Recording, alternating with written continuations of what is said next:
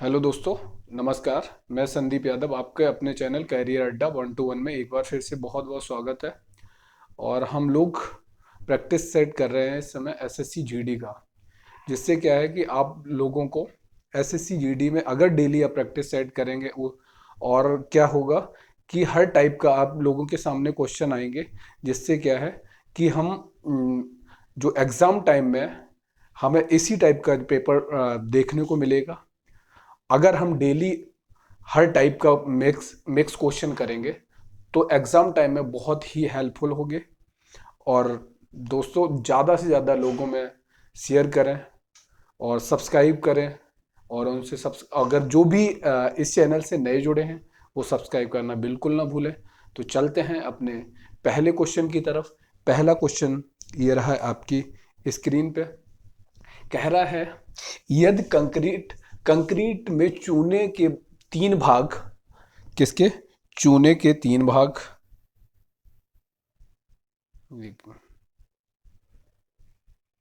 चूने के तीन भाग, बजरी के सात भाग और रेत के छह भाग हैं। और बोल रहा है कि तो 800 किलोग्राम, कितना? 800 800 किलोग्राम कंक्रीट में बजरी की मात्रा किलोग्राम में कितनी होगी? बजरी की मात्रा का किलोग्राम में उसका वजन पूछा गया है। तो यहाँ पे बेटा क्या बोला बोला गया, एक क्या है, जो कंक्रीट है उसमें चूने, किसका? चूने चूने का भाग, बजरी का भाग, बजरी बजरी और रेत, इनके अलग अलग भाग दे दिए गए हैं। जिसमें चूने का भाग कितना है? 3 है। और बजरी का भाग 7 है। और रेत का भाग है 6। मतलब ये एक तरह का क्या दे दिया गया? ये एक तरह का दे दिया गया, आपको अनुपात दे दिया गया। इस अनुपात में है, किस अनुपात में? 3:7:6 के अनुपात में है। 3:7:6 के अनुपात में है। और ये टोटल, यहाँ इसका ये तो आपका दे दिया अनुपात, और टोटल कितना? 6 7 13, 13 और 3 16। और टोटल यहाँ पे बेटा ये 3 अनुपात कितना? 3:7:6। और ये टोटल है, जो ये यहाँ पे टोटल है, टोटल की वैल्यू कितनी है? 800 है। टोटल की वैल्यू कितनी है? 800 किलोग्राम है। यहाँ से 6 7 13, 13 1 16, और 13 3 16, 16 यूनिट की वैल्यू यहाँ पे आपको दे दी है। 16 यूनिट की वैल्यू दे दी है 800। यहाँ पे टोटल कितना है? 16 यूनिट। और यहाँ पे कितना बेटा? 800 है। तो एक यूनिट की वैल्यू कितनी आ जाएगी?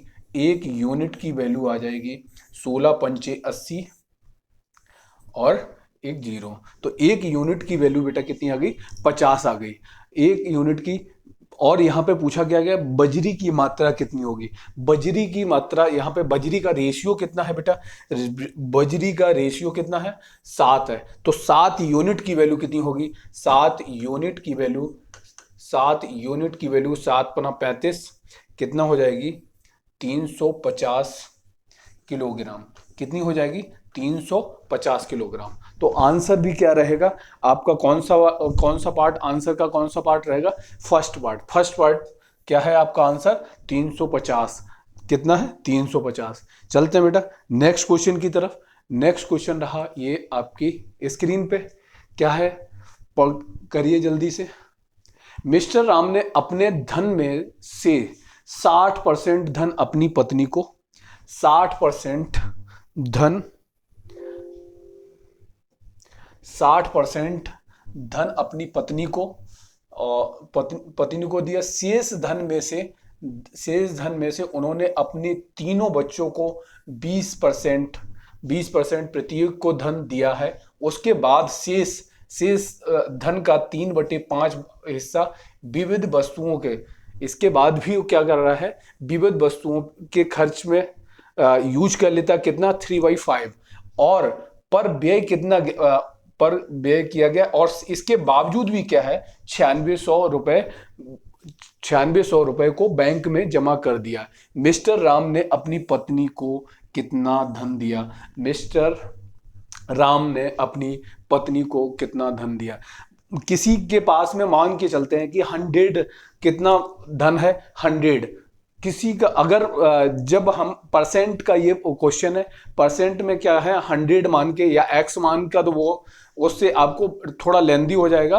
तो हम यहाँ पे कैसे करेंगे, 100 मान के चलते हैं, किसी भी इंसान, या यहाँ पे राम है तो राम के पास में धन कितना है, 100 यूनिट है।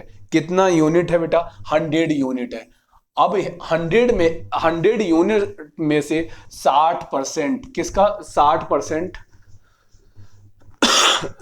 100 में से 60 यूनिट, 60% मतलब 100 का 60% कितना होगा, 60 होगा। 60 किसको दे दिया, वाइफ को दे दिया। किसको दे दिया, ये किसको दे दिया, वाइफ को दे दिया। अब इसके बाद में बचा कितना है, 40 बचा है। 40 बचा, 40 का अब यहाँ बचा कितना, 40 बचा है। 100 में से वाइफ को 60 दे दिया, 40 बचा। अब 40 में से प्रत्येक बच्चे को कितना दे दिया है, 40 का 20% कितना होगा, 40 का 20% अगर निकालेंगे तो कितना हो जाएगा, 4 दूनी 8, 8 किसको दे दिया, 8 इस बच्चे को दे दिया, 8 इस बच्चे को दे दिया, इसको 8 दे दिया, इसको 8 दे दिया, इसको 8 दे दिया। अब इसके बाद में कितना बचेगा, इसके बाद में आपका कितना बचा, देखो जितना खर्च होता जा रहा है उसको निकालते जाओ, बचता जा रहा है उसको आगे बढ़ते जाए। अब यहाँ पे आरटीओ 24 40 में से अगर 24 बच्चों को दे दिया, अब बचा कितना है बेटा, 16 बचा। कितना बचा है, 16 बचा है। अब 16 का बोल रहा है 3/5 भाग, 3/5वां भाग विविध वस्तुओं में, 3/5वां भाग क्या है, विविध वस्तुओं में।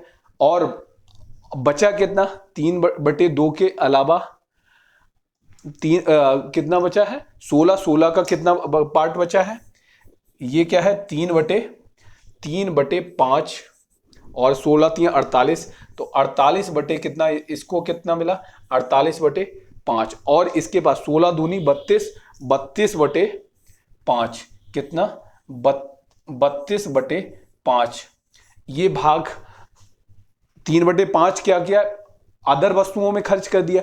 अब इसके बावजूद भी कितना बच गया है, कितना बचा है, 3/5 इसको दे दिया, और बचा कितना होगा, 2/5, और 2/5 मतलब 16 दूनी 32, 32/5 की वैल्यू कितनी दे दी है, 9600 दे दी है। कितनी दे दी है, 9600 दे दी है। और 32 तियां कितना होता है, 32 तियां 96, 300 हो गया, 32 तियां 96। और तो एक की वैल्यू कितनी आ जाएगी, 5 तियो 1500, 5 तियो 1500। और 100 की वैल्यू कितनी आ जाएगी, यहाँ पे भी 2 जीरो लगा दो, और यहाँ पे भी 2 जीरो लगा दो।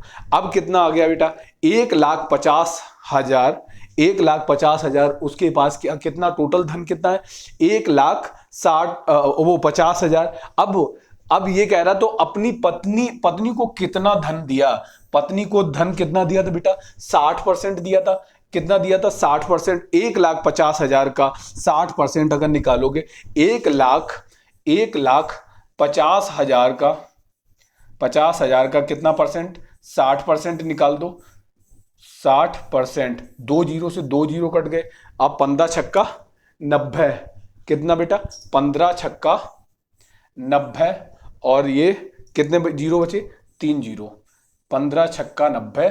तो आंसर बेटा क्या आ जाएगा, 15 छक्का 90, आंसर आ जाएगा आपका 90,000।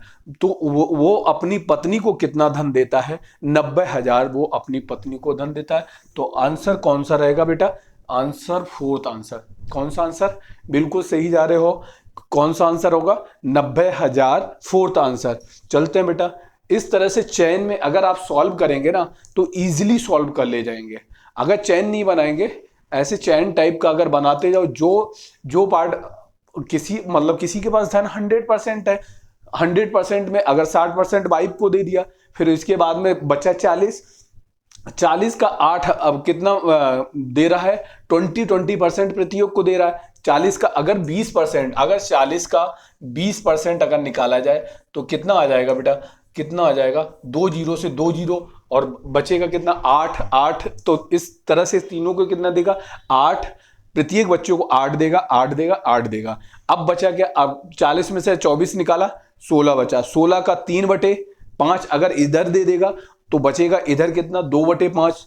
तो 16 दूनी 32/5, 32/5 की वैल्यू कितनी है, 9600 है। तो 1 की वैल्यू कितनी आ जाएगी, 1 की वैल्यू आ जाएगी 1500। तो 100 की वैल्यू कितनी आ जाएगी, 1,50,000। तो उसके पास, किसके पास, राम के पास कितना धन है, 1,50,000 रुपए। कितना बेटा, 1,50,000 रुपए। अब इसका 60% वो किसको दे देता है, अपनी वाइफ को दे देता। तो 1,50,000 का 60% कितना हो जाएगा, 1,50,000 का 60% कितना हो जाएगा, 90,000। तो आंसर भी हमारा क्या आएगा, 4th पार्ट 90,000। चलते हैं नेक्स्ट क्वेश्चन की तरफ। नेक्स्ट क्वेश्चन ये रहा आपकी स्क्रीन पे, ये भी परसेंट का है। एक आयताकार मैदान की भुजाएं, एक आयताकार मैदान की भुजाएं 20 और 10 मीटर चौड़ी है, 20 मीटर लंबी और 10 मीटर चौड़ी है। यदि लंबाई 10% इंक्रीज कर दी जाए और चौड़ाई 20% कम कर दी जाए तो पुराने क्षेत्रफल का और नए क्षेत्रफल का अनुपात पूछा गया है। पुराने क्षेत्रफल का अनुपात और नए क्षेत्रफल, देखो यहां पे देखो, अगर इसको 20 और 10 को लेंगे तब भी हमारा आंसर वही आएगा। हम यहां पे क्या करें, ये जो वैल्यू है, वैल्यू को ना लेके डायरेक्ट भी अगर सॉल्व करेंगे तब भी हमारा आंसर सेम आएगा। तो यहां पे देखो, पहले क्या, लंबाई कितनी बढ़ा दी जाती है, 10% बढ़ा दी जाती है। यहां पे 10 मतलब 100 से कितना बढ़ रही होगी, 110। और फिर इसके बाद में चौड़ाई कितनी कम कर दी जा रही है, 20%। मतलब 100 से कितना कम कर दिया जा रहा है, 20 कम कर दिया गया तो कितना आ जाएगा, 80। कितना हो जाएगा, 80। तो यहां से देखो, 1 0 से 2 0 से 2 0 काट दो, तो यहां पे 100 से कितना हो जाएगा, 100 से आपका कितना, 11 8 88। कितना आ जाएगा, 11 8 88। पहले वो उसका क्षेत्रफल कितना होगा, पहले वाला क्षेत्रफल कितना होगा, 100। अब कितना होगा, 88। तो हम अगर 4 से काटेंगे तो यहाँ पे कितना आ जाएगा, 25 आ जाएगा। और यहाँ पे कितना आ जाएगा, 22 आ जाएगा। कितना आ जाएगा, 22 आ जाएगा। तो आंसर भी हमारा क्या आ जाएगा, 25/22। यही हमारा आंसर आ जाएगा। बाकी इन चीजों को हम अगर लेके भी करेंगे तब भी हमारा आंसर यही आएगा। तो हमें आंसर से मतलब है जितनी जल्दी से जल्दी हमें सॉल्व हो जाए, तो इस वजह से हमें इसको न लेने में ही ज्यादा आसान रहेगा और जल्दी से जल्दी सॉल्व हो जाएगा। तो आंसर कौन सा रहेगा बेटा, थर्ड आंसर में आपका दिया हुआ है, क्या दिया है, 25/22। तो आंसर आपका रहेगा 25/22। चलते हैं बेटा नेक्स्ट क्वेश्चन की तरफ। नेक्स्ट क्वेश्चन ये रहा आपकी स्क्रीन पे। तो ये है आपकी स्क्रीन पे, एक ठोस घन का पृष्ठीय क्षेत्रफल, एक ठोस घन का पृष्ठीय क्षेत्रफल कितना है, 726 सेंटीमीटर स्क्वायर है। इसे पिघलाकर एक ठोस बेलन बनाया गया। क्या बनाया गया बेटा, ठोस एक बेलन बनाया जाता है जिसकी त्रिज्या आपको दी है 11 सेंटीमीटर। बेलन की ऊंचाई सेंटीमीटर में कितनी होगी, बेलन की ऊंचाई सेंटीमीटर। बेटा इसका पृष्ठीय क्षेत्रफल क्या होता है, घन का पृष्ठीय क्षेत्रफल क्या होता है, घन का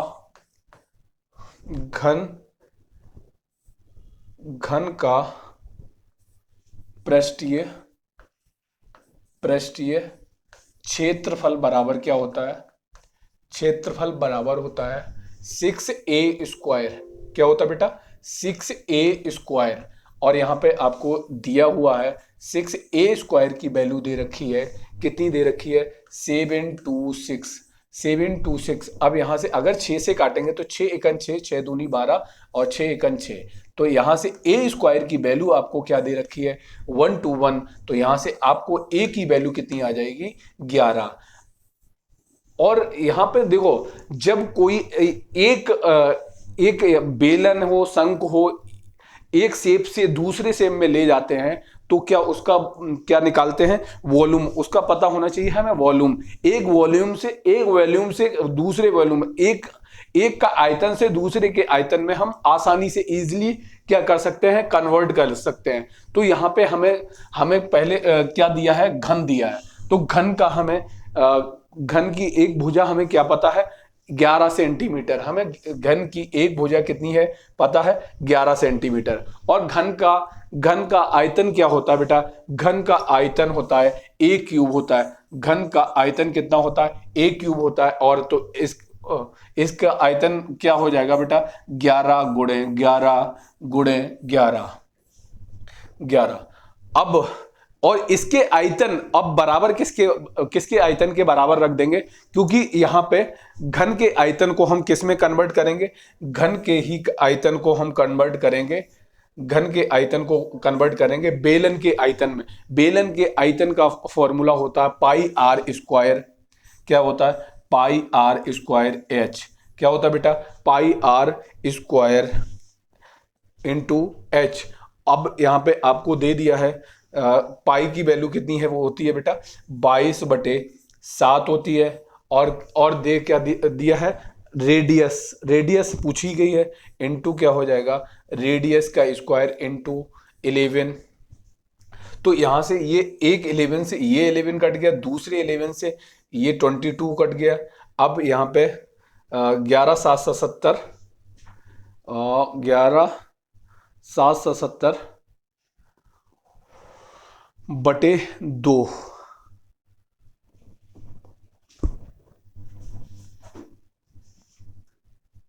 हाँ, ये यहाँ पे क्या हुआ था बेटा, यहाँ पे ये आपको ऊंचाई दी गई थी, ये आपको ऊंचाई दी गई थी। और जबकि हमें यहाँ पे ऊंचाई हमें क्या करना है, निकालना है। और त्रिज्या दी हुई है, त्रिज्या हमें दी हुई है, बस ये हमने ध्यान नहीं दिया।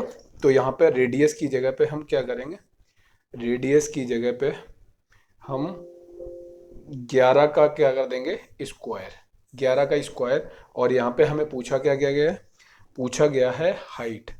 क्या पूछा गया, हाइट पूछी गई है, तो हाइट लिख देंगे। अब यहाँ पे 1 और ये 2 और ये सारा का सारा चला जाएगा, बचा कितना है 7। 7 इधर आके क्या हो जाएगा, 7 इधर मल्टीप्लाई हो जाएगा बटे 2 बराबर क्या हो जाएगा एच। तो 7/2 को क्या लिख सकते हैं, 3.5 एच। तो आंसर हमारा क्या आ जाएगा, 3.55 सेंटीमीटर। तो आंसर क्या आ जाएगा, 3.5 सेंटीमीटर। कौन सा ऑप्शन रहेगा, सेकेंड ऑप्शन। ठीक है, थोड़ा गलती हो गई थी, ध्यान नहीं दिया। चलते हैं नेक्स्ट क्वेश्चन की तरफ। नेक्स्ट क्वेश्चन बेटा ये रहा आपकी स्क्रीन पे। कह रहा है किसी राशि पर समान ब्याज दर से 4 वर्ष और 6 वर्ष में प्राप्त होने वाले साधारण ब्याजों का अनुपात क्या होगा। साधारण ब्याजों का अनुपात, एक तो 4 वर्ष और दूसरा 6 वर्ष में प्राप्त होने वाले साधारण ब्याजों का अनुपात पूछा गया है। तो बेटा यहाँ पे क्या क्या करना है, देखो सेम राशि है और सेम रेट है, तो फिर हमारा सेम अनुपात भी यही अनुपात हो जाएगा। क्या हो जाएगा, 4:6। 4:6 को अगर हम काटेंगे तो यहाँ से बेटा 2:3, इसी रेशियो में आपका आंसर आ जाएगा। क्योंकि यहाँ पे क्या सेम राशि है, देखो यहाँ जैसे आपको क्या होता है, PRT फॉर्मूला होता PRT अपॉन कितना 100, ये होता फॉर्मूला PRT अपॉन P1R1T1 बराबर P2R2 और T2 बटे क्या हो जाएगा 100। 100 से 100 और यहाँ पे अब बोल रहा है वर्षों का टाइम दे रखा है। तो यहाँ पे देखो ये P1 इक्वल टू क्या है, P1 बराबर P2 है, P1 बराबर P2 है।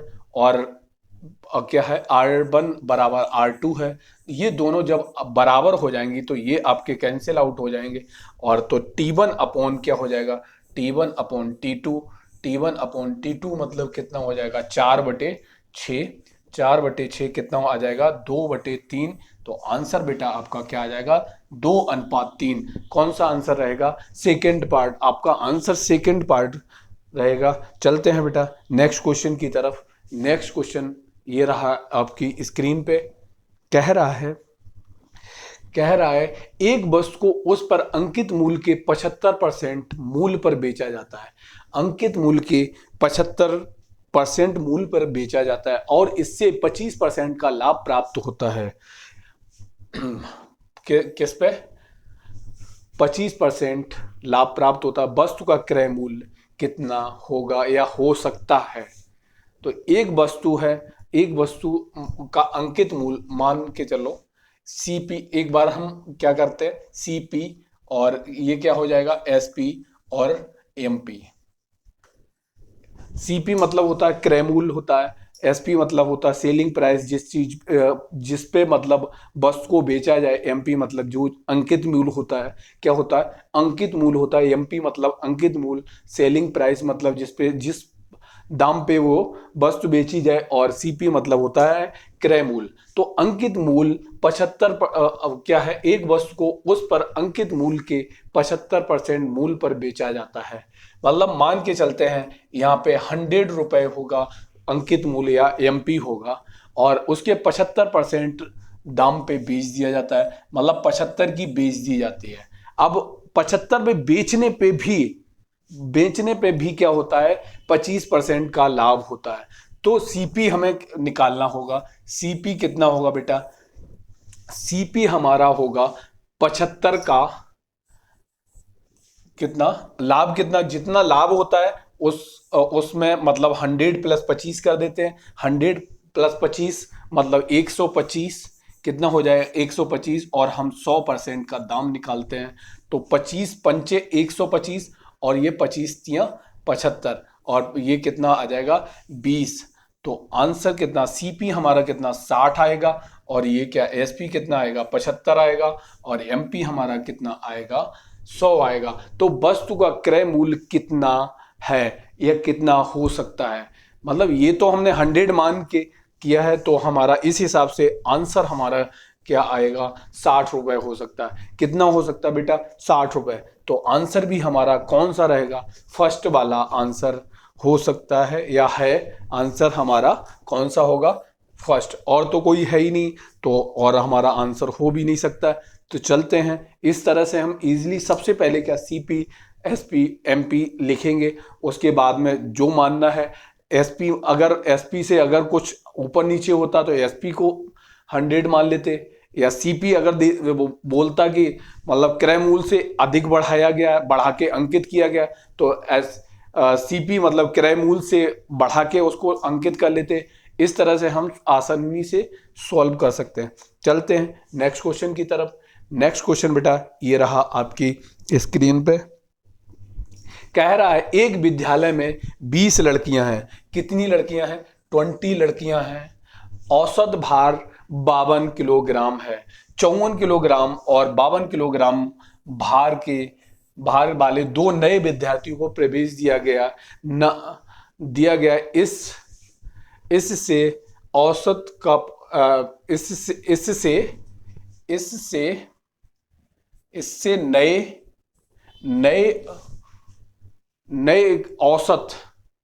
औसत का पुराने औसत से अनुपात पूछा गया।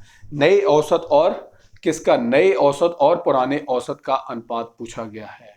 तो बेटा यहां पे देखो पहले कितना औसत था, पहले जो पुराना औसत हमारा कितना था 52 था। अब दो नए स्टूडेंट आते हैं, नए स्टूडेंट, एक का वजन कितना है 50 है और दूसरे का वजन कितना है 54 है। अगर हम इससे 2 माइनस कर दें और इसमें 2 प्लस कर दें तो क्या होगा बेटा? यहां पे भी 52 हो जाएगा, यहां पे भी 52 हो जाएगा। तो इस तरह से अगर यहां पे हम 20 की जगह पे 22 स्टूडेंट अगर कर दें, 20 की जगह पे 22 स्टूडेंट, तो इनका भी औसत क्या है 52 ही है, और इन 20 स्टूडेंट का भी औसत 52 ही है। तो अब भी कितना औसत रहेगा? अब भी औसत आपका 52 ही रहेगा। कितना रहेगा? औसत पहले जितना ही 52 ही रहेगा। तो आंसर भी क्या रहेगा 52:52, यानी कि 1:1 हमारा आंसर आ जाएगा। क्या आ जाएगा? आंसर आ जाएगा हमारा 1:1। तो आंसर कौन सा होगा? फोर्थ वाला आंसर हमारा आंसर रहेगा। चलते हैं नेक्स्ट क्वेश्चन की तरफ। नेक्स्ट क्वेश्चन बेटा ये रहा आपकी स्क्रीन पे। यदि किसी संख्या के 40% और उसी संख्या के 30% का अंतर, किसी संख्या का 40% और उसी संख्या का 30% का अंतर 70 है। मतलब कितना है? 40 और 30 का अंतर पूछा गया। कितना अंतर है? 40% और 30% का अंतर दिया गया है। कितना दे दिया गया है? 70 दिया गया है। यहाँ से बेटा कितना आ जाएगा? 10% की वैल्यू कितनी आ जाएगी? 70 आ जाएगी। 10% की वैल्यू 70, तो 100% की वैल्यू इधर भी हम एक जीरो लगा देंगे और इधर भी एक जीरो लगा लेंगे, तो आंसर हमारा क्या आ जाएगा? 700। कितना आ जाएगा? 700 आंसर। कौन सा पार्ट है? थर्ड पार्ट हमारा आंसर रहेगा। चलते हैं बेटा नेक्स्ट क्वेश्चन की तरफ। नेक्स्ट क्वेश्चन ये रहा आपकी स्क्रीन पे। कह रहा है एक कार्य को 8 दिनों में पूरा करने के लिए 20 व्यक्तियों को लगाया गया। कितने व्यक्तियों को लगाया गया बेटा? 20 व्यक्तियों के लिए 20 व्यक्तियों को लगाया गया। यहां से हम कह सकते हैं जो 8 दिनों के अंदर 20 व्यक्ति किसी काम को कंप्लीट कर सकते हैं। 8 दिनों में 20 व्यक्ति किसी काम को कंप्लीट कर सकते हैं। कोविड-19 संक्रमण के कारण 4 व्यक्ति 4 दिन बाद काम छोड़कर चले गए। कार्य को पूरा करने के लिए आवश्यक दिनों की कुल संख्या ज्ञात करें। मान के चलिए कि ये जो 8 दिनों के अंदर क्या कर, मतलब उसने जो ठेकेदार होगा उसने क्या देखा होगा कि 8 दिनों के अंदर 20 व्यक्ति अगर हम लगा देते हैं तो 8 दिनों के अंदर कंप्लीट हो जाएगा, और कंप्लीट हो जाएगा तो फिर 8, मान के चलिए कि एक आदमी एक दिन में एक काम करता है तो 20 आदमी एक दिन में 20 काम करेगा, तो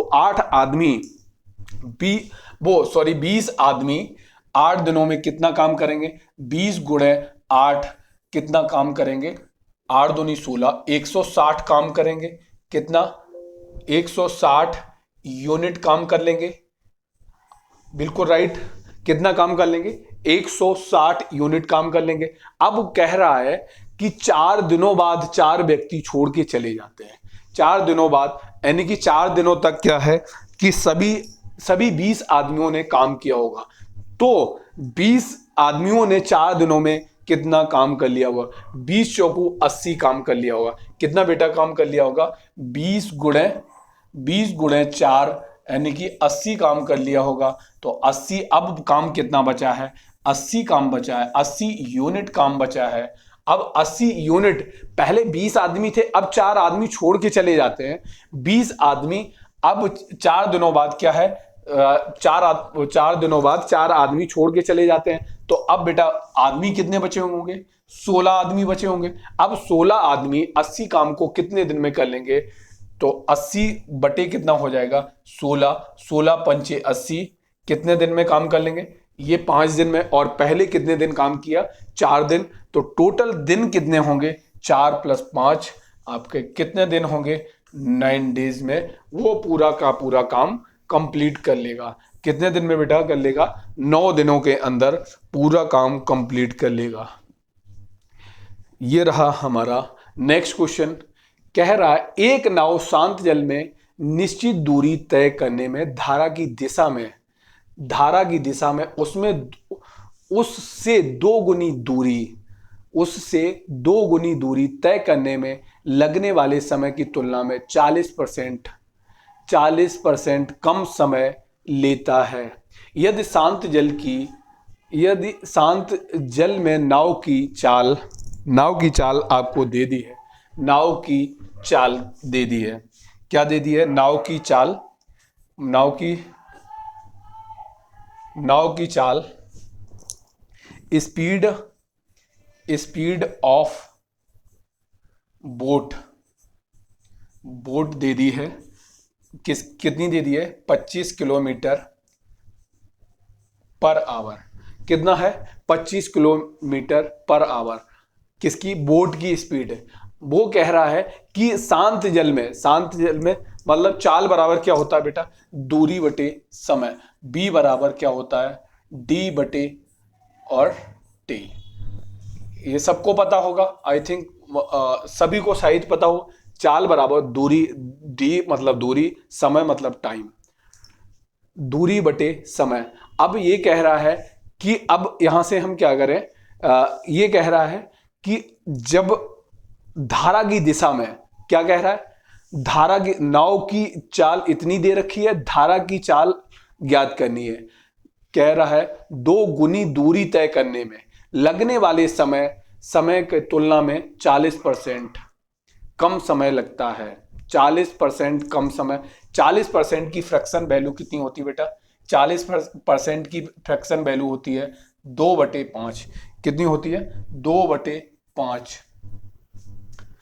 तो यहां पे x मतलब मान के क्या मान लेते हैं, यहां एक मिनट, नाव की चाल कितनी है? नाव की चाल है आपकी 25 किलोमीटर। तो यहां पे टाइम बराबर कितना आएगा? टाइम बराबर, और दूरी क्या है ज्ञात करना है, दिशा, 1 मिनट, शांत जल में, तो दूरी बटे क्या आ जाएगा? दूरी बटे, और चाल कितनी है?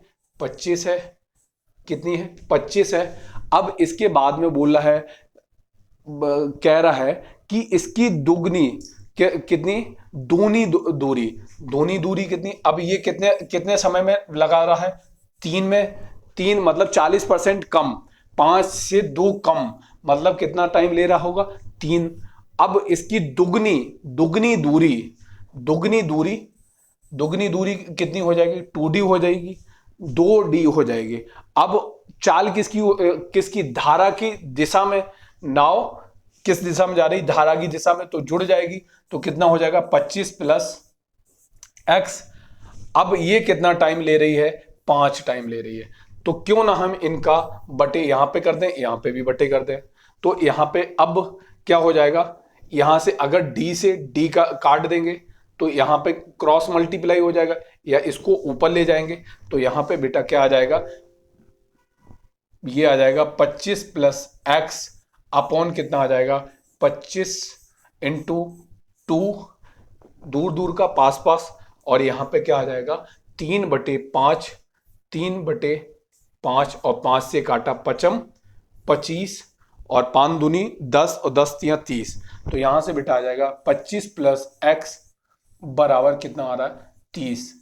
तो x बराबर कितना आ जा रहा है? x बराबर आपका आ गया 5 किलोमीटर पर आवर। कितना आ गया? 5 किलोमीटर पर आवर। कैसे? क्योंकि यहां पे देखो x क्या है, ये देखो, ये आपकी नाव की चाल है, ये नाव की चाल है, और ये क्या है? धारा की चाल है। ये नाव की चाल, ये धारा की चाल। और शांत जल में क्या होगी चाल? शांत जल में जब पानी बह नहीं रहा है तो फिर हमारी चाल क्या होगी? नाव की, सिर्फ नाव की चाल होगी। यहां पे क्या है? धारा और नाव दोनों की चाल होगी, और डिस्टेंस उसने दे रखी है 2D, 2D डिस्टेंस दे रखी है। तो दूरी बटे क्या होगा? दूरी बटे चाल बराबर समय कितना लगेगा? 5 समय लगेगा। तो यहां से x बराबर कितना आ जाएगा? 5 किलोमीटर पर आवर। तो कौन सा ऑप्शन रहेगा? सेकेंड ऑप्शन हमारा आंसर रहेगा। कौन सा बेटा रहेगा? सेकेंड ऑप्शन आंसर रहेगा। चलते हैं नेक्स्ट क्वेश्चन की तरफ। नेक्स्ट क्वेश्चन ये रहा आपकी स्क्रीन पे। तो कह रहा है ये क्या आपका किससे सॉल्व होगा? बोर्ड मास से। किससे बेटा होगा? बोर्ड मास से। बोर्ड मास किसका है ये क्वेश्चन? बोर्ड मास का। सबसे पहले किसको सॉल्व करते हैं? ब्रैकेट को सॉल्व करते हैं सबसे पहले। बी मतलब ब्रैकेट, बोर्ड मास, सबसे पहले क्या होता है? ब्रैकेट। फिर उसके बाद में क्या होता है? ऑफ। उसके बाद में क्या होता है? डिवाइड। फिर इसके बाद में क्या होता है? मास मतलब मल्टीप्लाई, मतलब गुणा। फिर इसके बाद में एडिशन। ये क्या होता है? एडिशन। फिर क्या होता है? सब्सट्रैक्शन। इस सीक्वेंस में ही हमें क्या करना होता है? सॉल्व करना होगा। सबसे पहले ब्रैकेट में स्मॉल, फिर मीडियम, फिर बड़ा वाला ब्रैकेट, फिर ओ का मतलब ऑफ, डी का मतलब डिवाइड, एम का मतलब मल्टीपल, ए का मतलब एडिशन, और फिर उसके बाद में एडिशन मतलब जोड़, फिर घटाओ। तो यहाँ पे इस सीक्वेंस में हमें सोल्व करना है। तो यहाँ पे सबसे पहले हम क्या करेंगे, इसको लिख लेंगे। यहाँ पे 3 बटे कितना है, 3 बटे 4, फिर 2 एकन 2 एक 3 बटे 4, 3 बटे 4, फिर यहाँ पे भाग भाग भाग 4 दूनी 8 एक 9, 9 बटे कितना हो गया 4 हो गया, 9 बटे 4, 5 दूनी 10, 10 एक 11, क्या है 9, 4 दूनी 8 एक 9, फिर प्लस है, प्लस लगा दो, 5 दूनी 2 पंचे 10 एक 11, 11 बटे 2, 11 बटे 2, फिर 3 त्रिका 9, 3 त्रिका 9, 9 और 2 11, 9 2 11, यहाँ पे 11 बटे 2, फिर 9 2 एक 11, 11 बटे क्या हो जाएगा 3, और यहाँ पे गुणा 2 बटे कितना 5। सबसे पहले इसको ऊपर वाले को सोल्व कर लेते हैं, फिर नीचे वाला तो इजी है, उसको आसानी से सोल्व कर लेंगे। तो यहाँ पे क्या करेंगे अब बेटा, 3 बटे कितना हो जाएगा 3 बटे 4 गुणे 3 बटे 4। अब यहाँ पे इसको अगर भाग की जगह पे हम इसको पलट दें तो क्या हो जाएगा, गुणा हो जाएगा। यहाँ पे 3 बटे 4 और ये कितना आ जाएगा 4 बटे 9, 4 बटे 9। अब यहाँ पे क्या हो जाएगा प्लस 11 बटे 2, और यहाँ पे अब ऑफ की जगह पे सबसे पहले ऑफ वाले पार्ट को सॉल्व करते हैं। तो यहाँ पे कितना 11 दूनी 22, 22 बटे कितना हो जाएगा 15, तो 15 बटे क्या हो जाएगा, इसको पलट देंगे तो 15 बटे हमारा क्या आ जाएगा 15 बटे 22, 15 बटे 22। तो यहाँ पे 11 से काट देंगे तो ये 2 टाइम जाएगा, तो ये 2 टाइम जाएगा। तो यहाँ से अब इसको सॉल्व करेंगे, यहाँ से बेटा ये 4 से 4 कटा और ये 9 से ये 9 कट गया। तो यहाँ से बेटा कितना बचा है 1 बटे 4, यहाँ से हमारा 1 बटे 4 प्लस कितना बचा 1 बटे 4, और यहाँ पे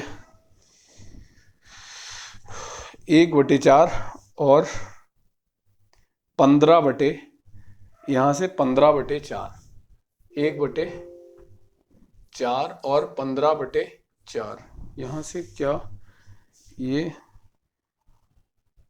3 बटे 4 और 2 एक 3, 3 बटे 4, और यहाँ पे 4 दूनी 8 एक 9 बटे 4, तो 4 बटे ऊपर 4 बटे 9, 9 से 9 और 1 बटे 4, यहाँ पे कितना बचा 11 से ये कितना बचा 5 15, 15 बटे 22, 15 बटे 22, तो यहाँ पे 1 बटे 4, तो ये कितना बचा है 16, 16 बटे 4, तो ये कितना बचा 4 बचा, ये 4 बचा। फिर इसके बाद में इसको सोल्व कर लो, इस वाले पार्ट को अगर सॉल्व करोगे तो कितना आ जाएगा 4 बटे 5, और ये 7 दूनी 14 एक 15, 15 बटे 2, और यहाँ पे क्या हो जाएगा डिवाइड की जगह पे अगर हम मल्टीप्लाई कर देंगे तो 4 बटे कितना हो जाएगा 3। तो यहाँ पे कितना आ जाएगा 15 चौको 60, 60 बटे 10, 60 बटे 10 को अगर हम क्या लिख लेंगे 6 लिख लेंगे, 6 गुणे 4 बटे 3, 3 दूनी 6, और यहाँ पे 4 दूनी 8, 4 दूनी 8 कितना आ जाएगा 4 दूनी 8, तो यहाँ पे आपका कितना था 4 और ये कितना 8, तो कितना आ जाएगा 4 बटे 8, कितना आ जाएगा 4 बटे 8, ये आंसर आ जाएगा 1 बटे 2। आंसर बेटा कितना आ जाएगा, तो 1 बटे 2 आंसर आ जाएगा। आंसर कौन सा जाएगा, आंसर हमारा 4th आंसर आएगा। तो हमें इसी सीक्वेंस में बोर्ड मास के ही सीक्वेंस में हमें क्या करना है, सॉल्व करना है। अदरवाइज अगर थोड़ा भी हमने इधर उधर सॉल्व किया तो हमारा 101% क्वेश्चन गलत हो जाएगा। तो चल ये रहा हमारा कौन सा क्वेश्चन 62 क्वेश्चन। चलते हैं बेटा नेक्स्ट क्वेश्चन की तरफ। नेक्स्ट क्वेश्चन ये रहा आपकी स्क्रीन पे, कह रहा है देखो यहाँ पे 2 दूरियां दे रखी हैं। दूरियां कितनी दूरियां दे रखी हैं, 2 दूरियां दे रखी हैं। एक ये है ए से बी, ये आपकी क्या है ए, यहाँ से ए है और ये बी है, और फिर इसके बाद में बी से सी, बी से सी, ये आपकी क्या है, ये बेटा क्या है पहुंचे हैं, ये आपका 45 है। कितना है? 45 है। तो यहां से ए से बी की स्पीड कितनी है? स्पीड कितनी है? ये आपकी स्पीड दे रखी है 30 kilometre per hour, 30 kilometre per hour, और ये कितनी दे रखी है? 45 किलोमीटर, 45 किलोमीटर पर आवर। अब और यहां से यहां तक पूरी की पूरी ये औसत स्पीड दे रखी है 40 किलोमीटर पर आवर। कितनी दे रखी है? 40 किलोमीटर पर आवर। तो फॉर्मूला हमें वही लगाना है, चाल बराबर दूरी बटे समय। चाल बराबर दूरी बटे समय। तो यहाँ पे औसत दूरी कितनी दे रखी है बेटा? औसत दूरी दे रखी है 40 किलोमीटर पर आवर। तो यहाँ पे औसत दूरी बराबर क्या होगा? Total distance. Total distance, total distance क्या है? यहाँ से यहाँ तक की दूरी ये हमने मान ली d1, और ये कितनी होगी? d2 होगी। यहाँ से यहाँ तक जाएगी, ए से बी तक की डिस्टेंस कितनी है? d1, और बी से सी तक डिस्टेंस कितनी है? d2। तो यहाँ से आपका क्या आ जाएगा? d1 plus d2, d1 plus d2 upon क्या हो जाएगा? d1 अपॉन क्या हो जाएगा? दूरी बटे 30, और प्लस कितना हो जाएगा? d2 बटे 45। कितना आ जाएगा? d2 बटे 45।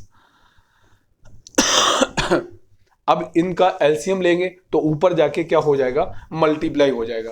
तो यहाँ पे 40 बराबर कितना आ जाएगा? यहाँ से देखो 45 d1 हो जाएगा, और ऊपर जाके क्या हो जाएगा?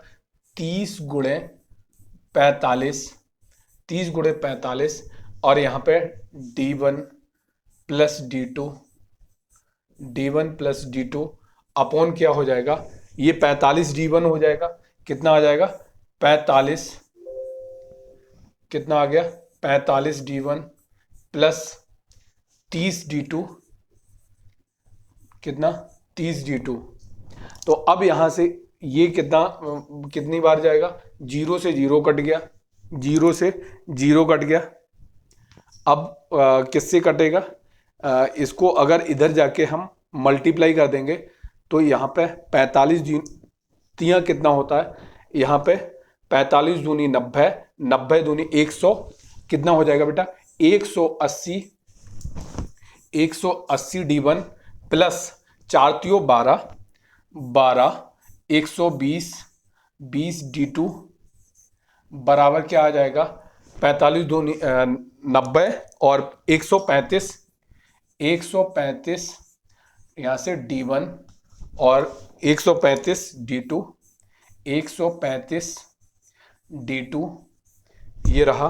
अब यहाँ से 180 d1 में से 135 एक साइड में लाएंगे तो कितना आ जाएगा? 45, और कितना हो जाएगा?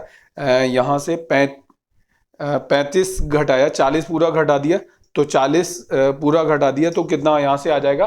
45 d1, 45 d1, और ये उस साइड में जाएगा, बराबर कितना आ जाएगा? 15, 15 d2, 15 d2, 15 तियो 45, 15 तियो 45। तो यहां से बेटा d1 अपॉन d2, d2 बराबर क्या आ जाएगा? 1/3। कितना आ जाएगा? 1/3, मतलब 1:3 हमारा आंसर रहेगा। तो कौन सा बेटा आंसर कौन सा रहेगा? Answer number 4, answer number 4। क्योंकि यहाँ पे क्या देखो, ये डिस्टेंस है ना, यहाँ से ये हमें क्या मिल गया? d1 और d2 क्या मिल गई? दो डिस्टेंस मिल गई। डिस्टेंस, अब यहां से देखो चाल बराबर क्या होता है? दूरी बटे समय। क्या होता है? चाल बराबर b बराबर दूरी बटे समय, समय मतलब टाइम।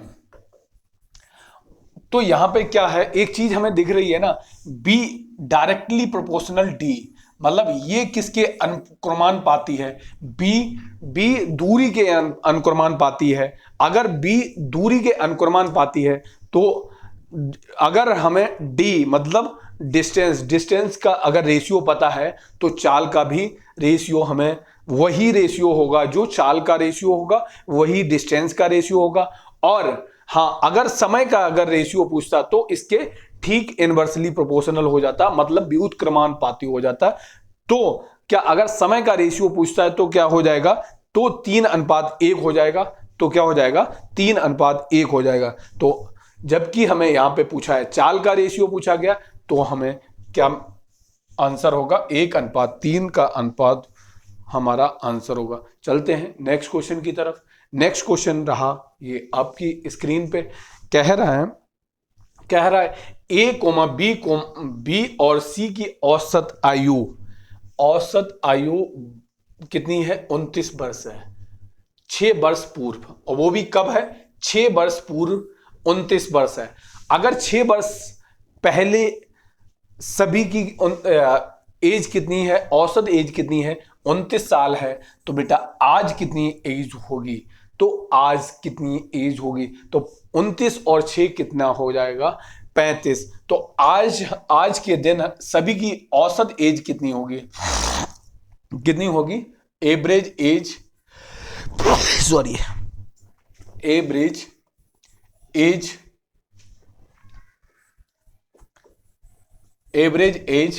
आज कितनी होगी,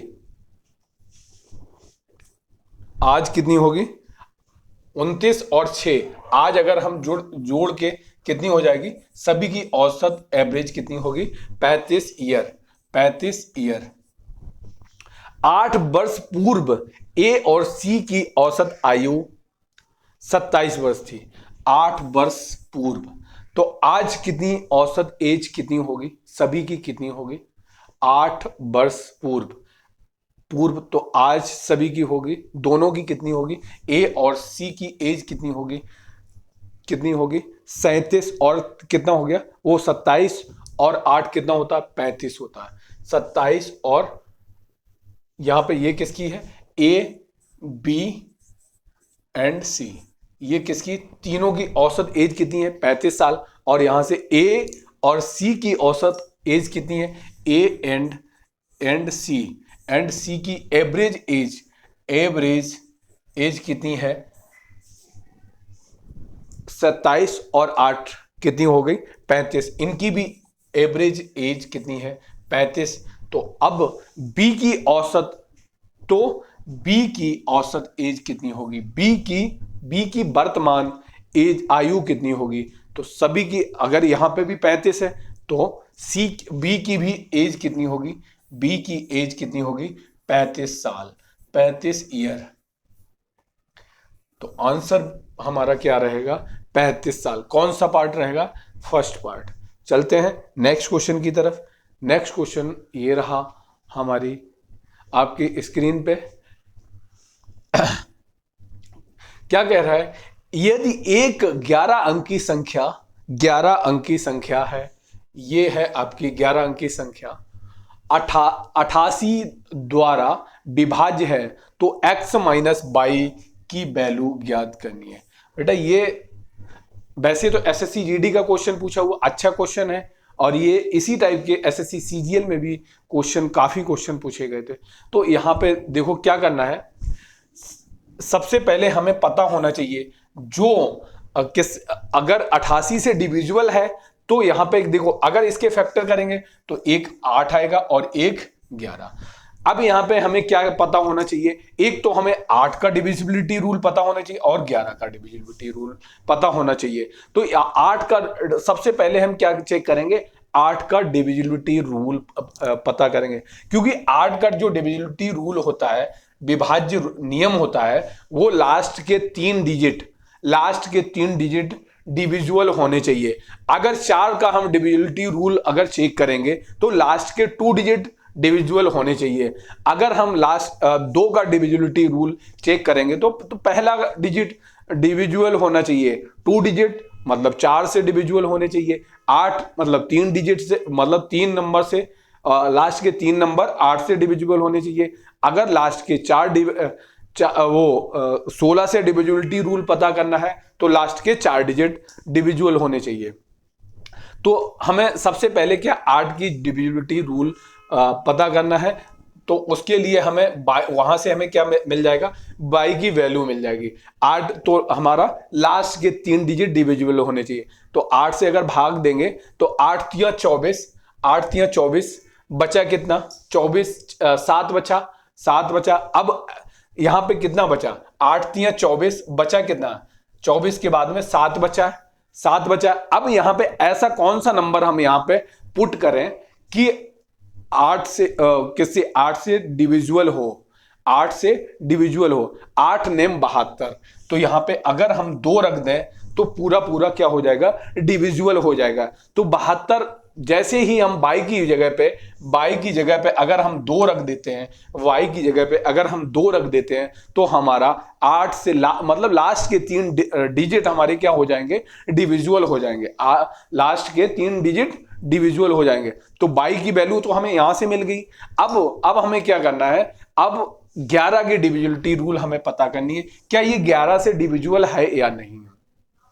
y की तो वैल्यू हमें मिल गई, तो 11 की डिविजिबिलिटी रूल क्या कहती है कि अल्टरनेट नंबर को अगर ऐड करेंगे, अल्टरनेट नंबर को ऐड करेंगे और पहले अल्टरनेट नंबर को ऐड करो, फिर दूसरे अल्टरनेट नंबर को ऐड करो। अब उनका डिफरेंस या तो 0 हो जाए या क्या है 11 से डिविजुअल हो जाए, 11 से डिविजुअल हो जाए, तो हमारा आंसर क्या हो जाएगा, अब वही हमारा वैल्यू आ जाएगी। तो यहां से देखो, अब 5 की डिविजिबिलिटी रूल के लिए हमें 5 6 5 11, 11 8 19, 19 और प्लस x 19 और 3 कितना हो जाएगा, 19 और 3 22, 22 और 2 22 2 24। तो यहां से बेटा कितना आ जाएगा 24, 24 प्लस क्या है x और बराबर क्या आ जाएगा 4 7 4 11, 11 और 9 20 और 20 और के बाद में 25 और 25 के बाद में 1 26 बराबर कितना है 26। तो यहां से x की वैल्यू कितनी आ जाएगी 2, x की वैल्यू 2 आ गई और y की वैल्यू 2 है, y की वैल्यू भी 2 है। तो यहां से हमें x माइनस y की वैल्यू भी हमें पता हो गई, कितनी है 2 माइनस 2 बराबर 0। कितनी आ जाएगी 2 माइनस 2 बराबर 0। तो आंसर बेटा कौन सा रहेगा, आंसर आपका रहेगा फर्स्ट ऑप्शन। कौन सा रहेगा, फर्स्ट ऑप्शन हमारा आंसर रहेगा। चलते हैं नेक्स्ट क्वेश्चन की तरफ। नेक्स्ट क्वेश्चन ये रहा है आपकी स्क्रीन पे, करो क्या है, क्या कह रहा है नेक्स्ट क्वेश्चन। कह रहा है एक व्यक्ति ने 50,000 रुपए की धनराशि 2% वार्षिक चक्रवृद्धि ब्याज की दर से 2 वर्ष के लिए उधार ली। पहले वर्ष के अंत में और दूसरे वर्ष के अंत में प्राप्त मिश्र धन का अंतर ज्ञात करना है। तो सबसे पहले क्या करेंगे, पहले साल का हम ब्याज निकालेंगे, उसके बाद में जो ब्याज होगा 50,000 में जोड़ देंगे, फिर 50,000 में फिर जो मिश्रधन होगा उसका फिर ब्याज निकालेंगे और दोनों का अंतर कर देंगे। तो यहाँ पे 50,000 हमारा है, कितना बेटा है 50,000 का 2% कितना आ जाएगा 2%, 2 जीरो से 2 जीरो, अब 5 दूनी 10 कितना आ जाएगा 1,000 आ जाएगा। कितना आ गया 1,000 आ गया। अब हमारा टोटल वैल्यू कितनी हो गई, यहां से मिश्र धन हमारा कितना आ गया, मिश्र धन कितना आ गया, पहली साल के बाद हमें मिश्र धन कितना मिल गया 51,000। कितना मिल गया बेटा 51,000 रुपए। अब 51,000 रुपए पे हमें 2% का ब्याज कितना मिलेगा 51,000 पे 2%, 2 जीरो से 2 जीरो काट दिए, 51 दूनी कितना होता है 51 दूनी 102, कितना होता है 102 और जीरो कितना बचेगा 01। तो यहां से हमें यहां से इसका ब्याज कितना मिल गया 1,002, वो 1,020 ब्याज मिला। तो इसका अंतर 51,000 में से, अब यहां पे 51 और यहां से 51,000 पहले वर्ष के अंत में और दूसरे वर्ष के अंत में प्राप्त मिश्र धन का अंतर कितना हो जाएगा 51 हजार, तो इन दोनों का अंतर वर्ष के अंत में प्राप्त मिश्र धन में कितना अंतर हो जाएगा? यहाँ पे 52,000 हो जाएगा, तो 52,020, 52 तो पहले वर्ष के अंत में, पहले वर्ष के अंत में और दूसरे वर्ष के अंत में प्राप्त मिश्र धन में, दूसरे वर्ष के अंत में प्राप्त मिश्र धन, यहां से कितना आ जाएगा? 52,000, 52,000 और ये कितना आ जाएगा? 20 आ जाएगा, 52,020 आ जाएगा। यहाँ पे ब्याज का अंतर तो कितना? 20 का अंतर आ जाएगा, लेकिन मिश्र धन का अंतर तो यहाँ पे आपका बेटा आ जाएगा 51,000, माइनस कर देंगे 51,000, तो यहाँ से आंसर आ जाएगा 1,020, तो आंसर 1,020 आएगा मेरे हिसाब से, क्योंकि मिश्र धन में अंतर पूछा गया है, ब्याजों में अंतर तो पूछा नहीं गया, तो इसमें तो मुझे मेरे अनुसार कोई भी आंसर नहीं है। ठीक है, चलते हैं नेक्स्ट क्वेश्चन की तरफ। नेक्स्ट क्वेश्चन ये रहा आपकी स्क्रीन पे। बिक्री कर सहित, बिक्री कर सहित किसी वस्तु का विक्रय मूल्य, बिक्री कर सहित किसी वस्तु का विक्रय मूल्य कितना है? 720 रुपया 80 पैसा। वस्तु का क्रय मूल्य, अगर वस्तु का सीपी कितना है? 600 है, सीपी कितना है? 600 है। अब बिक्री कर सहित, अब यहां पे बोल रहा है 15% लाभ कमाता है, 600 पे वो 15% का अगर लाभ कमाता है तो 600 का 15 छक्का 90, तो वो बेच कितने में रहा होगा? 690 में बेच रहा होगा। कितने में बेच रहा है? 690 रुपए में बेच रहा है। अब इस पे टैक्स कितना पड़ा, क्या कर कितना पड़ा है? और जो खरीददार है, खरीददार उसे कितने में खरीद रहा है? 772 रुपए 80 पैसे में। कितने में? यहां पे ये क्या है? लाभ कमाने के बाद, तो ये 600 रुपए क्रय मूल्य है और 15% का लाभ कमा रहा है, तो 690 रुपए की चीज वो कितने में पे कर रहा? 772 रुपए और 80 पैसे में पे कर रहा। तो यहां से अंतर कितना आ जाएगा? अंतर बेटा आ जाएगा 700 और मतलब कितना हो जाएगा? 82 रुपए, कितना आ जाएगा? 82 रुपए और 80 पैसे। तो किस पे आया? 690 पे आया, तो 690 पे कितना कर देगा? 690 पे कर कितना देगा? इंटू 100 इंटू 100, यहां से अगर पॉइंट हटा देंगे तो ये हमारा 0 हट जाएगा, तो यहां से 0 से ये 0 कट गया। 69 वन जा 69 और बचा कितना? 70 और ये 12 13 138 हो गया। 69 2 जा कितना हो जाएगा? 138, तो 2 टाइम 12, तो आंसर हमारा क्या आएगा? 12%। तो उसे बिक्री कर कितना देना होगा? 12%। कितना देना होगा बेटा? 12%। तो आंसर हमारा क्या आ जाएगा? 12% आंसर आ जाएगा। चलते हैं नेक्स्ट क्वेश्चन की तरफ। नेक्स्ट क्वेश्चन ये रहा आपकी स्क्रीन पे। क्या कह रहा है? एक वस्तु का क्रय मूल्य 2250 रुपए है। एक वस्तु का क्रय मूल्य, एक वस्तु का क्रय मूल्य कितना है? 2250 रुपए है, जो अंकित मूल्य से 25% कम है, जो अंकित मूल्य से 25% कम है।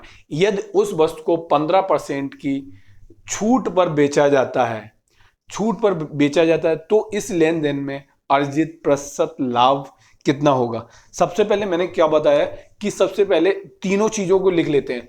सबसे पहले सीपी, एसपी और क्या? एमपी।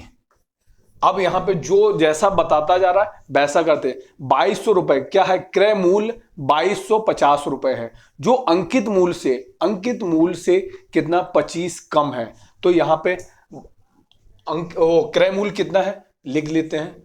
कितना है? 2250 रुपए है, 2250 रुपए है, और अंकित मूल्य से कितना कम है? 25% कम है। मतलब यहां पे एमपी से कितना कम है? एमपी से 25% कम है, मतलब 75% होगा, 75/100 होगा। ये आपस में अब क्या हो गया, ये आपस में क्या हो गया, बराबर हो गए। ये सीपी जो 2250 है वो एमपी का 75%, मतलब 75/100। तो यहां से 3, ये 3 बार गया, ये 4 बार। तो यहां से हम क्या निकाल लेंगे, एमपी निकाल लेंगे।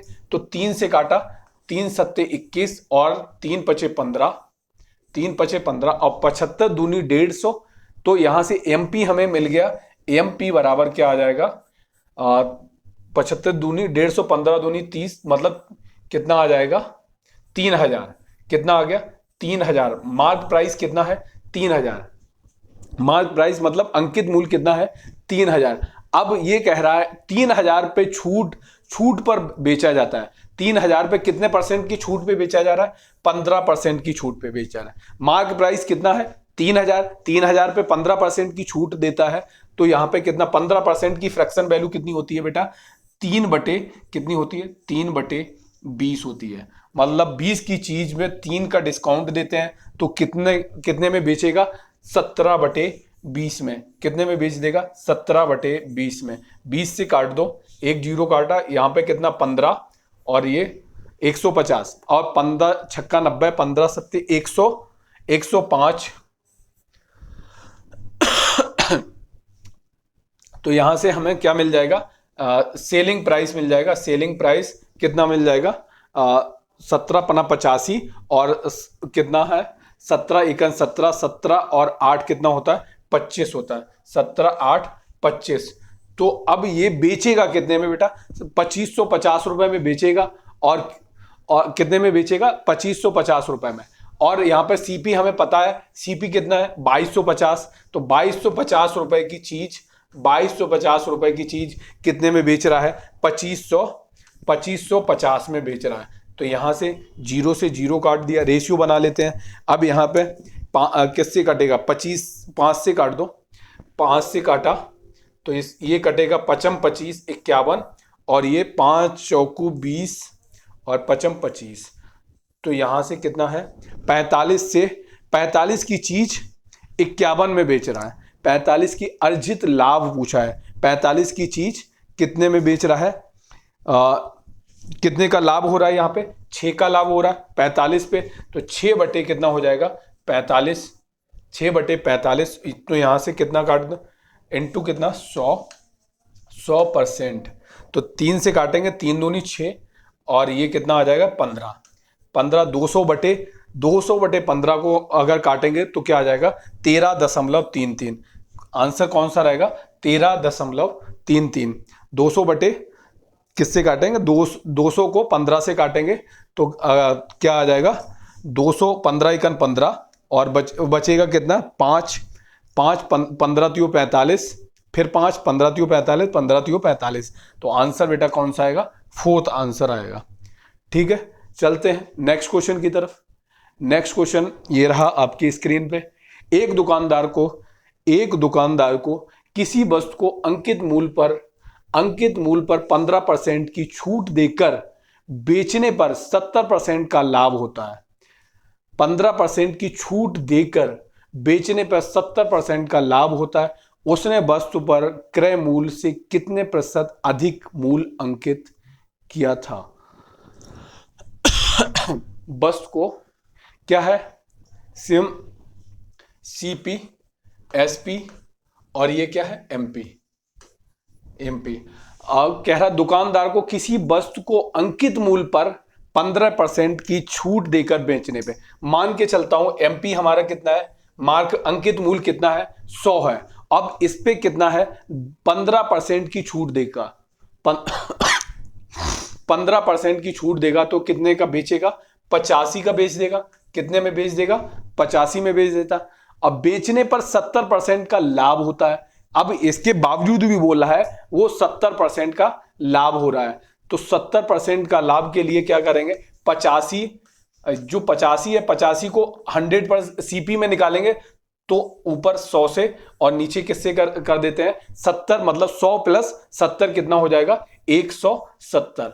अब 85 दूनी कितना होता है, 85 दूनी 170 होता है और 2 से काट देंगे तो यहां पे कितना आ जाएगा, ये 50 आ गया। तो यहां से सीपी हमें क्रय मूल्य कितना मिला, सीपी 50 और एसपी कितना 85, एसपी 85 और एमपी कितना मिला 100, एमपी कितना मिला 100 रुपए मिले।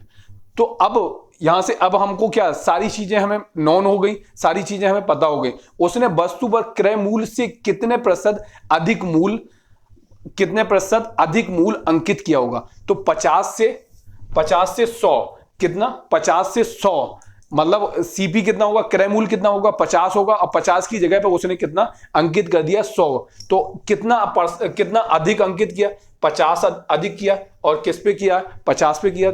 तो 50 बटे कितना हो जाएगा, 50 इंटू कितना हो जाएगा 100%। तो ये क्या हो जाएगा, 50 से 50 कट जाएगा, तो आंसर बेटा हमारा क्या आ जाएगा 100%। कितने परसेंट अधिक अंकित किया होगा, 100% अधिक अंकित किया होगा। तो आंसर हमारा रहेगा फर्स्ट पार्ट, हमारा आंसर आ जाएगा। तो इस तरह से हम प्रॉफिट एंड लॉस के आसानी से क्वेश्चन सॉल्व कर सकते हैं। चलते हैं नेक्स्ट क्वेश्चन फिर से हमारा बोर्ड मास का है।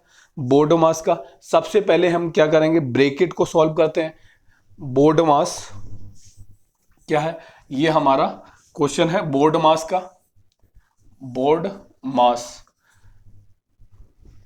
तो सबसे पहले ब्रैकेट को सॉल्व करते हैं, उसके बाद में ऑफ को सॉल्व करते हैं, ऑफ के बाद डिवाइड को, ब्रैकेट ऑफ के बाद में डिवाइड के बाद में मल्टीपल मतलब गुणा, फिर ए मतलब एडिशन मतलब जोड़, फिर सब्सट्रैक्शन मतलब घटाओ। इस तरह से हमें सॉल्व करना है। तो सबसे पहले हम क्या करेंगे, ऊपर वाले को अगर सॉल्व करेंगे तो किस वाले पार्ट को सॉल्व करेंगे, 6/7 गुणे 21। तो यहां से अगर काटेंगे सबसे पहले इस वाले पार्ट को, 7 × 21, तो यहां से कितना आ गया 6 × 18, ये कितना आ गया 18। तो 18 और प्लस पहले जोड़, अब ऑफ के बाद में क्या करेंगे जोड़, तो 45 और 18 कितना हुआ 45 और 18 कितना 63 माइनस कितना हो गया 8 हो गया, अपॉन कितना। अब यहां पे सबसे पहले क्या ब्रैकेट को सॉल्व करेंगे, 28 में से अगर 13 घटाएंगे तो यहां से भी कितना आ रहा है 15 आ रहा है, 15 आ रहा है। अब 5 से अगर क्या करेंगे, यहां पे 64 माइनस 3/5 गुणे 15, 5 से काटा 3 बार, तो 3 त्रिका 9, यहाँ पे कितना है 63 माइनस 8 कितना होगा, यहाँ पे आपको बचेगा 63 में 3 गया, कितना 60 बचा, 60 मतलब 55, यहाँ पे बचा 55 और बटे कितना आएगा 3 त्रिका 9 घटाया तो यहाँ पे भी आपका 55 आया, यहाँ पे भी 55 से आपका 55 कटेगा। तो आंसर बेटा यहाँ पे क्या आ जाएगा, एक आंसर आ जाएगा। तो कौन सा आंसर आएगा, सेकेंड पार्ट। कौन सा, सेकेंड पार्ट। चलते हैं नेक्स्ट क्वेश्चन की तरफ। नेक्स्ट क्वेश्चन रहा ये आपकी स्क्रीन पे, ये कह रहा है 600 रुपए की धनराशि पर साधारण ब्याज की दर से 3 वर्षों में प्राप्त मिश्र धन कितने, 3 वर्षों में मिश्र धन कितना हो जा रहा 850 रुपए। तो ब्याज की वार्षिक दर ज्ञात करनी है। तो यहां पे देखो 600 रुपए से कितना मिल रहा है, ब्याज मिल रहा है, मिश्र धन मिल रहा है 850, तो कितना एक्स्ट्रा मिल रहा है 250 ब्याज मिल रहा है, 250 ब्याज मिल रहा है। तो ब्याज बराबर क्या होता है, मूलधन गुणे दर गुणे समय बटे 100। तो 250 बराबर क्या आ जाएगा, मूलधन मूलधन मूलधन मूलधन मूलधन हमारा कितना है 600 है, और टाइम कितना है 3 है, रेट पूछा गया है बटे 100 2 जीरो से 2 जीरो कैंसिल आउट हो गए। अब यहाँ पे कितना 2 से काट दो, 2 से काटा तो ये 2 3 6, अब 2 3 6 और ये कितना आ जाएगा 125। तो यहां से रेट बराबर कितना आ जाएगा, रेट बराबर 125 बटे 9%, कितना आ जाएगा 125 बटे 9%। तो ये रहेगा हमारा आंसर। आंसर कौन सा बेटा रहेगा, आंसर ये रहा हमारा सेकेंड ऑप्शन रहेगा। कौन सा रहा? सेकंड ऑप्शन 125/9% के रेट्स रहेगा। तो चलते हैं नेक्स्ट क्वेश्चन की तरफ। नेक्स्ट क्वेश्चन बेटा ये रहा आपकी स्क्रीन पे, ये इजी क्वेश्चन है। कह रहा है, करिए बहुत जल्दी से, क्या कह रहा है? एक संख्या को 65 से विभाजित करने पर शेष फल 31 बचे। शेष फल 31 बचे। वही संख्या जब 13 से विभाजित, संख्या सेम है, कोई एक संख्या, अगर यहां पे क्या एक संख्या रहा होगा एक्स संख्या को जब 65 से विभाज किया गया तो शेष फल क्या मिला? 31 मिला। अब कह रहा उसी संख्या किसको, एक्स को ही 13 से अगर डिवाइड करेंगे तो हमें शेषफल क्या मिलेगा। तो यहां पे जब इस टाइप का क्वेश्चन हो तो इस वाले नंबर, जो सेकेंड वाला, जो पहली बार जो शेषफल बचता है उसमें दूसरी वाली जो संख्या 13 से क्या करेंगे? डिवाइड कर देंगे, भाग दे देंगे। तो 31 में अगर 13 से हम भाग दे देंगे, 31 में अगर 13 से अगर भाग दे देंगे तो शेष फल कितना बचेगा? जो शेष फल बचेगा वही हमारा क्या होगा? आंसर होगा। 13 दूनी 26, 13 दूनी 26 और 5 कितना होता? 31। तो शेष फल यहां पे कितना बच रहा है बेटा? 5 बच रहा। तो आंसर भी हमारा क्या आएगा? 5 आंसर। तो ये कौन सा ऑप्शन रहेगा? सेकेंड ऑप्शन हमारा आंसर रहेगा। चलते हैं नेक्स्ट क्वेश्चन की तरफ। नेक्स्ट क्वेश्चन ये रहा आपके स्क्रीन पे, देखते हैं अगला क्वेश्चन क्या कह रहा है। कह रहा है अजय किसी कार का 5/12 भाग 20 दिन में पूरा कर सकता है। कितने दिन में पूरा कर सकता है? 5/12 भाग 20 दिन में पूरा कर सकता है। वह कार 3/4 भाग कितने दिनों में पूरा करेगा? मतलब अजय है 5/12, कितना काम? 5/12 भाग कितने दिन में पूरा कर सकता है? 20 दिन में। तो एक पूरा काम करने में कितना टाइम लगेगा? 5 चौको 20 और 12 चौको 48, 48 दिन में वो पूरा काम कर सकता है। तो वह कार 3/4 काम कितने दिन में, 3/4 भाग कितने दिन में पूरे करेगा? तो 48 का 3/4 दिनों में कर लेगा। 48 का 3/4 दिनों में कर लेगा। तो यहां पे कितना हो जाएगा? 4 × 4, 4 दूनी 8, 12 × 36। तो आंसर हमारा क्या आ जाएगा बेटा? 36 आंसर रहेगा। कितना आंसर रहेगा? 36 आंसर रहेगा। चलते हैं बेटा नेक्स्ट क्वेश्चन की तरफ। नेक्स्ट क्वेश्चन ये रहा आपकी स्क्रीन पे। एक वस्तु का अंकित मूल्य 500 रुपए है। कितना बेटा? एक वस्तु का अंकित मूल्य कितना है? 500 रुपए है। कितना है? 500 रुपए है। अब इस पे तीन बट्टा दे दिए गए, 3 छूट दे दी गए, 3 डिस्काउंट दे दिए गए। एक ही चीज है, 3 डिस्काउंट देने के बाद में बोल रहा है वो 309.76 रुपए में बेच दिया जाता है। देखो पहला बट्टा, एक बट्टा X% का, दूसरा 20% का, तीसरा X% का। तो यहां पे बेटा क्या करेंगे? 500 रुपए पे एक डिस्काउंट हम दे देंगे। 500 पे एक डिस्काउंट 20 का अगर दिया तो 20% की फ्रैक्शन वैल्यू कितनी होती है? 1/5, 5 पे एक डिस्काउंट मतलब 4 कितना हो जाएगा? 5। फिर एक डिस्काउंट क्या X% का है, तो यहां पे क्या करेंगे? 100 माइनस, क्या करेंगे? 100 माइनस X बटे कितना हो जाएगा? 100। एक और X का डिस्काउंट दे दो तो इसका वर्ग लगा दो, और बराबर क्या कर दो? 309 रुपया 76 पैसा।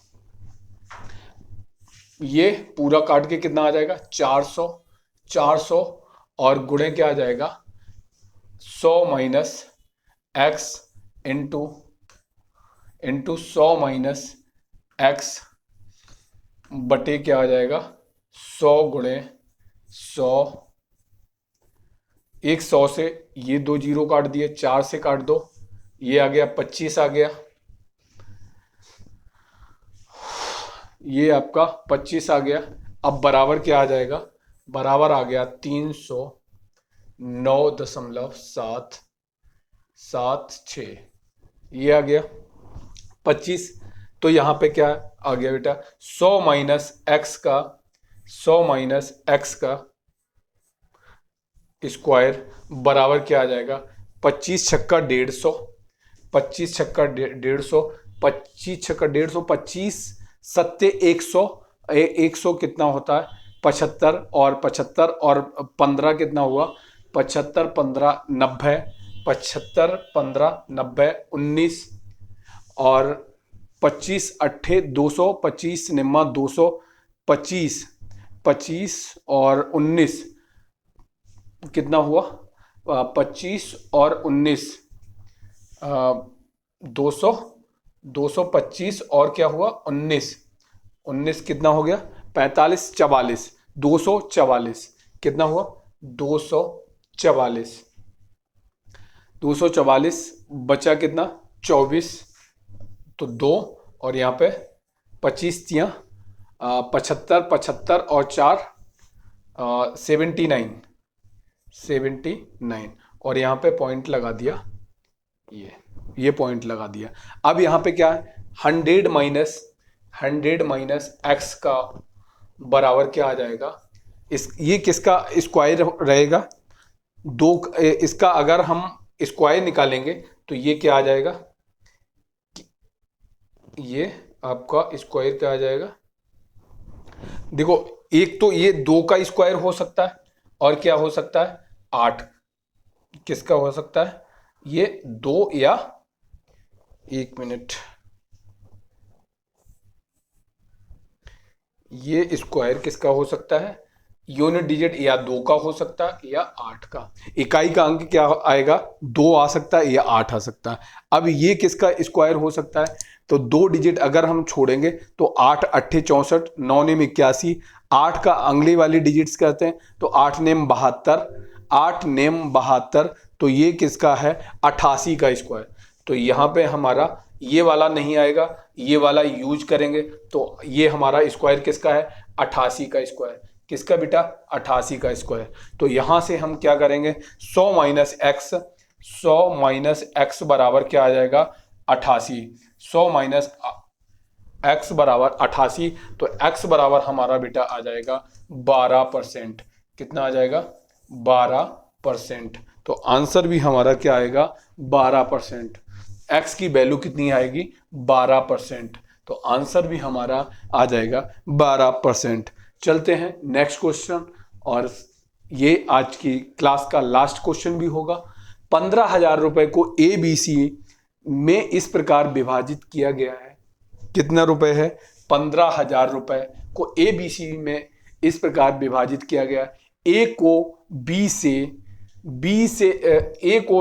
20% अधिक, 20% की फ्रैक्शन वैल्यू कितनी होती है 1/5, तो A को कितना, A और B को रेशियो हमें A को कितना मिलेगा 1 अधिक 5 से कितना अधिक 1 6 और ये 5, ये मिल गया।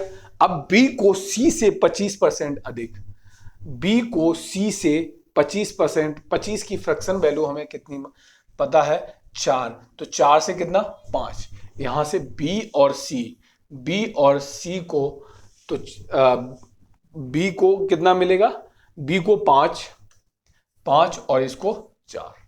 अब इसको हमें फाइनली रेशियो में कन्वर्ट करना है, तो यहां पे कैसे हमें A/B/C, तो यहां पे A के नीचे हमें क्या लिखना है 6 लिखना है, B के नीचे हमें 5 लिखना है, यहां पे भी हमें 5 लिखना है, और ये C के नीचे कितना 4 रखना है।